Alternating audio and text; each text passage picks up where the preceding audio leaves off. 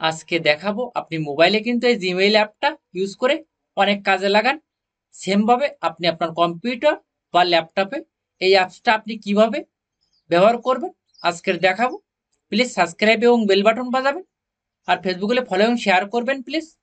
আপনি কি করবেন, ক্রোমে আসার পরে এইখানে ক্লিক করবেন, কর্নারে ক্লিক করার পরে এইখানে সেটিং এ ক্লিক করবেন। সেটিং এ ক্লিক করার পরে উপরে একটা দেখতে পাচ্ছেন ক্রোম্যান সেটিং। এই কি করবেন, এই সেটিংটা এখান থেকে আপনি মুছে দেবেন। মুছে দেওয়ার পরে এখানে আপনি অ্যাপস লিখবেন, APPS, এটা লিখে আপনি সার্চ করবেন। সেম এই ইন্টারফেস শো করবে বা অন্য কিছু শো করতে পারে। আপনি কি করবেন, সেম এই অপশানে ক্লিক করবেন। ক্লিক করার পরে এইখানে একটা অপশান দেখতে পাচ্ছেন জিমেইল অ্যাপ, এটা আপনি এখানে ক্লিক করবেন।